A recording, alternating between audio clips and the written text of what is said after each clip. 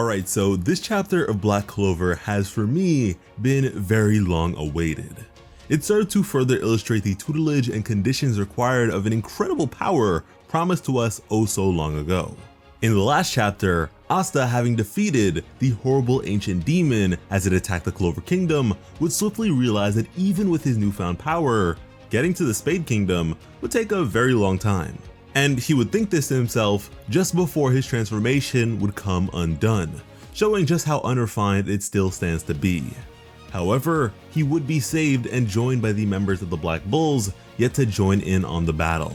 Within the Spade Kingdom, however, the people were subjected to the underworldly onslaught of a great many lesser devilish entities, and despite their low rank, with such incredible numbers, even the collective might of our Clover Kingdom forces on the scene would have a difficult time dealing with them, and simultaneously protecting the populace. However, just then, a massive rush of magical energy would obliterate a number of devils, while surprisingly keeping all humans in range unscathed.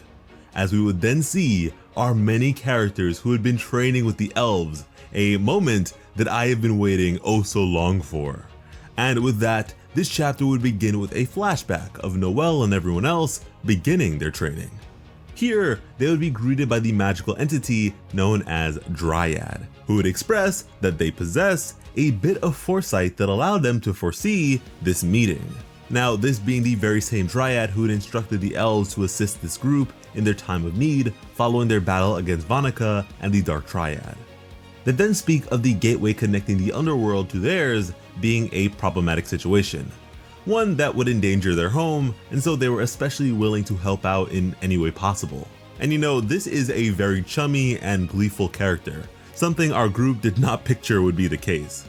But again, Patori would speak of teaching them ultimate magic. Now, ultimate magic, for those of you who may have forgotten, is the very power that Light used to nearly obliterate the high-ranking devil, Zagreed, entirely in one attack. So yeah, this is some powerful stuff. However, in most cases, only elves especially capable of utilizing magic would be able to use it, as a human body typically fails to uphold such magical power. However, this group could prove to be different. Not only did they master and make use of mana method, but they also learned true magic, allowing for the use of absurd natural magic.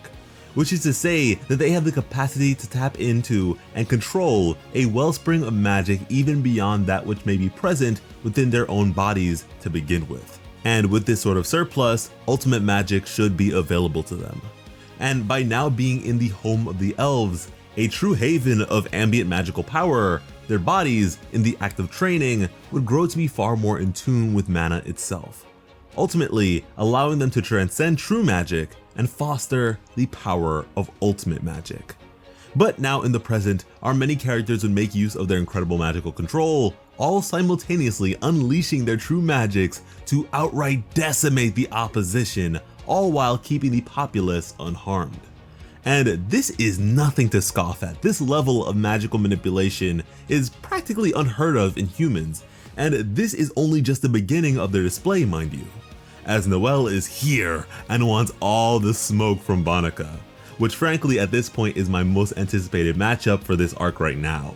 Just then, however, we would receive a glimpse of the devilish hierarchy in action, as the lesser ones would be bullied, being crushed and burned horribly by those above them. And so you can just imagine what Libe was subjected to during his time. And everyone could easily sense a difference in power, as these were in fact middle-class devils. Ones that, like the high-ranking twins that we'd seen previously, spoke of playing with their opponents. And these guys look downright disturbing. It almost feels like a visual straight out of Berserk, if that were a weekly series as well.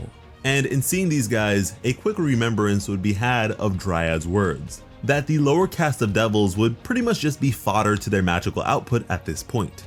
However, those beyond that level would more than likely be problematic.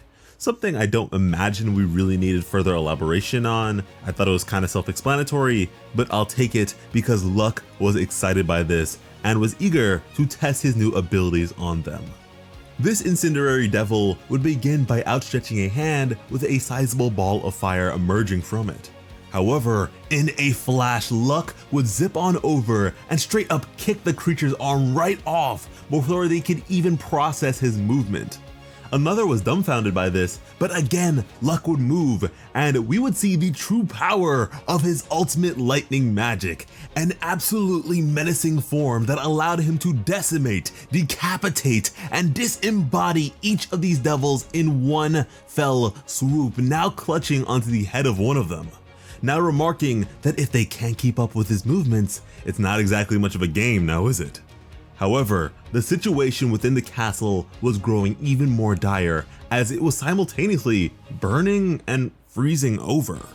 Luck looking up now in recognition of such a monstrous presence, as we would then see the current state of our beloved boy NACHT at the hands of the twin high-ranking devils, as he was pierced and was on the verge of death, and that was the chapter. The hype is real, people, and continues to surmount. I cannot wait to see the full extent of each of these characters' abilities, and I certainly hope you feel the very same way, because we cover this series each and every week and would love to have you join in on our discussions. So if you are a fan of Black Clover and just want even more to sink your teeth into, then join the Plot Army by subscribing to Plot Armor with notifications on. Over on Twitter and Instagram, we provide to you all the anime and manga news you could ever ask for, along with some memes here and there. So make sure to give us a follow at PlotArmorYT. We also have a Patreon page for those of you who would like to enjoy even more content from us, because when it comes to bringing you some of the best Black Clover content on the platform, Plot Armor has you covered. As always, I am Slice of Otaku. Thank you all so much for watching and have an awesome day. I love you.